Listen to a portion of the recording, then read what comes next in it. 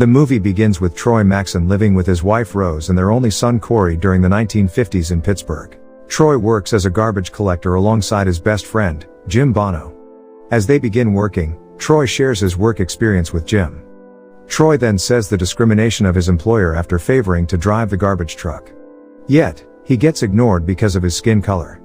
Afterward, Troy and Jim get their salary and leave work after collecting the garbage the whole day.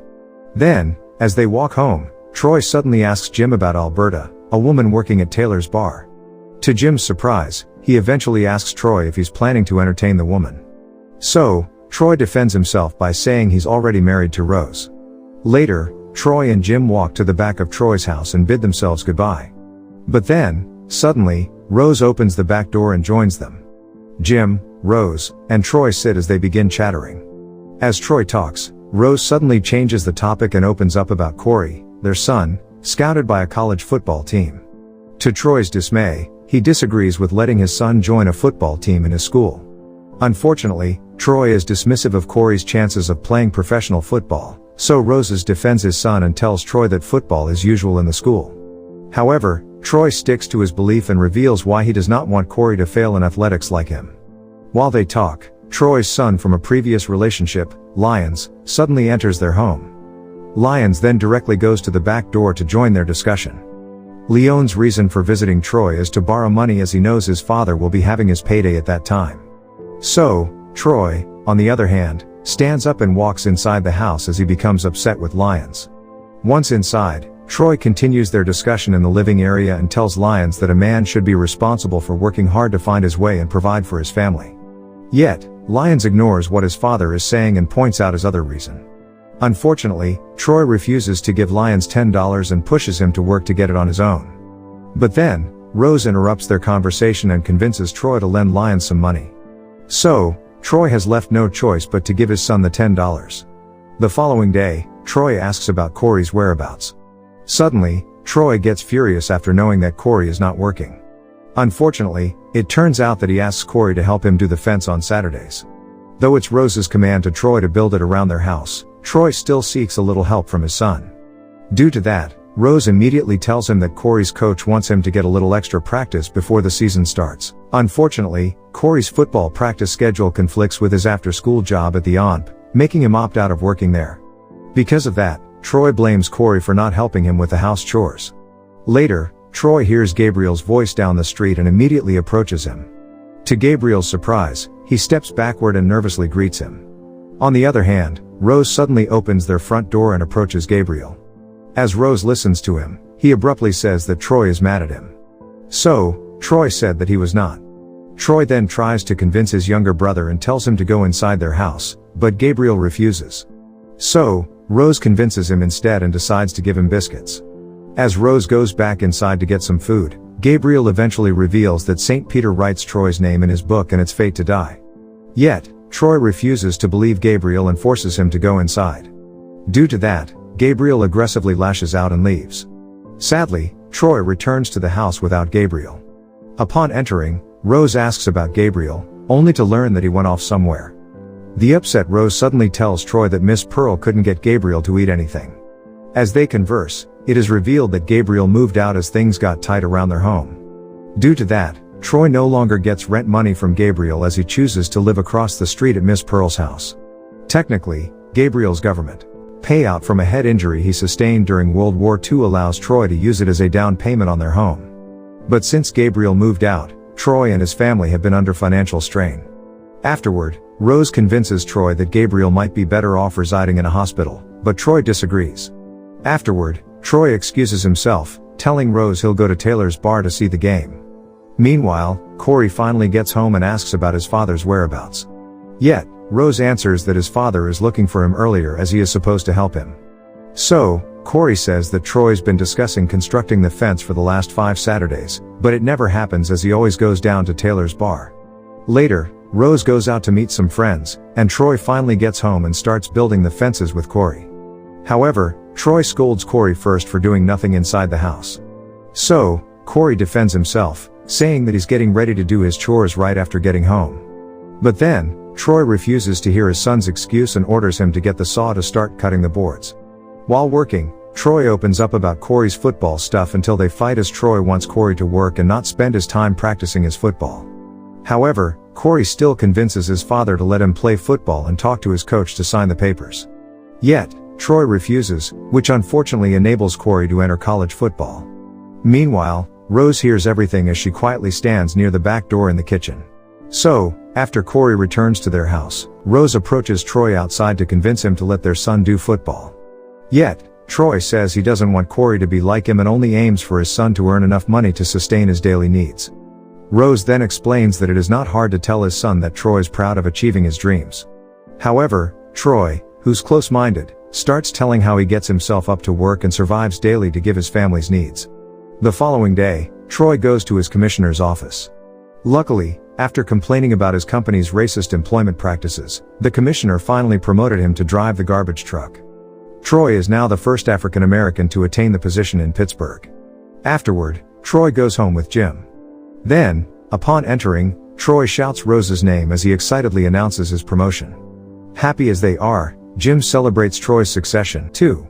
While celebrating, Lion suddenly enters the house to pay his father for the borrowed money, but Troy refuses to accept it. So, Rose takes it instead to give it to Troy. Afterward, Lion sees Gabriel entering the house, so Gabriel joins them in the living area and offers Rose a flower. Lion then asks how he is doing. So Gabriel says he's been chasing hellhounds to tell St. Peter to open the gates and continues to talk more about it. Later, Troy, Lions, and Jim move out of the living area to talk to the back of their house. Afterward, Troy begins telling his story wherein he leaves his home at 14 after beating up his abusive father. After that, Troy becomes a robber to survive and sustain his needs. While talking, Gabriel suddenly appears in front of them and listens. Troy then continues, saying everyone lost contact with him except his younger brother. Later, Troy finds himself in prison after killing a man as a robber. However, Troy meets Jim during his prison time and reveals himself as a talented baseball player. While everyone is listening, Troy begins telling how he played in the professional Negro leagues and never made it to Major League Baseball because the color barrier happened in 1947. Afterward, Troy continues talking as he stands up. Troy then says he has survived a near-fatal bout of pneumonia in his youth by defeating death in a wrestling match. Luckily, Troy already found Rose and took care of him. Death, Troy's most significant rival, vowed to return for a rematch. Later, Troy escorts Jim outside their house after their chit-chat, when suddenly Corey lashes out outside and throws the helmet at Troy. Corey then shouts that his coach wouldn't even let him play the game because Troy tells him that Corey is no longer allowed to play. So, Troy reveals that Corey did not return to his job at the ONP. Instead, he focused on practicing football. Afterward, Troy warns his son not to disrespect him again. Troy orders Rose to call Corey to help build the fences with Jim the following day. While waiting, Jim suddenly tells Troy that he knows he's cheating on his wife, Rose, with Alberta, a woman he sees at Taylor's bar. Eventually, Corey appears and cuts the board, causing Troy and Jim to stop talking. However, Jim keeps chatting about it and makes Troy feel guilty by saying that Rose loves him so much. Due to that, Troy tries to deny Jim's accusation as Corey hears them. Later, Troy goes inside the house to talk with Rose. Upon entering, Troy suddenly reveals his affair to Rose. Unfortunately, Troy impregnates Alberta and is now going to be a father. On the other hand, Rose calmly asks Troy about it while trying to control herself from crying. However, their discussion leads to an argument as Rose can't help herself anymore but cry. Rose then goes outside the house and continues her talk with Troy. As Corey lashes out, Troy aggressively grabs Rose's arm when suddenly Corey intervenes and knocks his father into the fence. Months later, Troy finishes building the fence and continues working as a garbage truck driver. Unfortunately, Troy never goes home to Rose's house anymore. So, Rose plans a visit at Troy's work and tells him to come home tomorrow after work. Yet, Troy refuses to accept her offer. So, Rose reveals that Troy unconsciously signed the papers regarding sending Gabriel away to be institutionalized. As a result, half of Gabriel's pension will be sent to a mental health facility, while the other half will be sent to Troy every month. Eventually, Rose points out to Troy his audacity to sign the paper for Gabriel but refuses to sign for Corey. But then, Troy only denies her accusations. Later, Troy spends his night at Rose's house when Rose suddenly tells him the news regarding Alberta. Rose then says that Alberta dies in childbirth while the baby, on the other hand, stays alive. Afterward, Troy asks Rose to give him some space and lashes out. As Troy talks all by himself, he angrily challenges Mr. Death to another fight all of a sudden. The following day, Troy brings Alberta's daughter, Raynal, home. Upon entering, Troy directly goes to Rose as he convinces her to raise the baby as her own.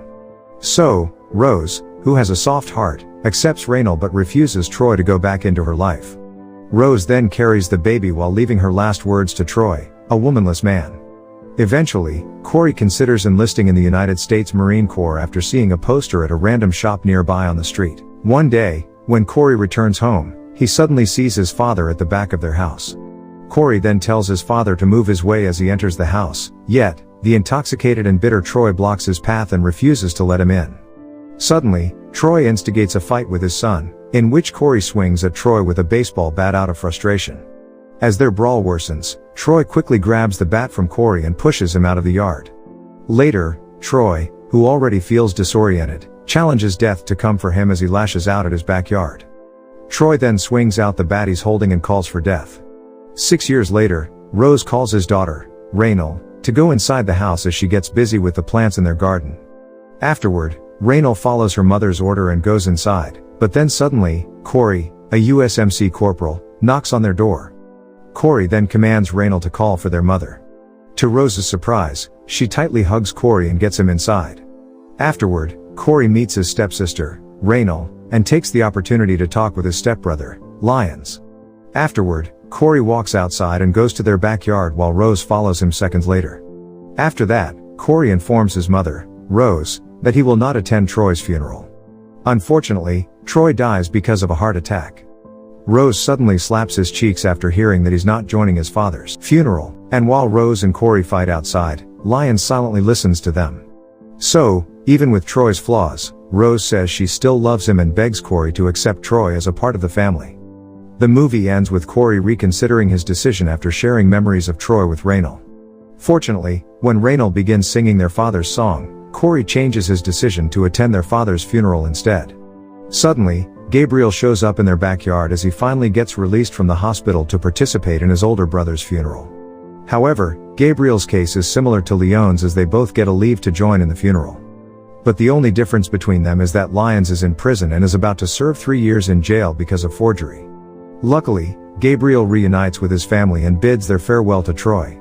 And while they bid goodbye, Gabriel plays his trumpet as he tries to open the gates of heaven for Troy for the 3rd time. Luckily, Street Peter finally hears his prayers by letting the sun shine over them.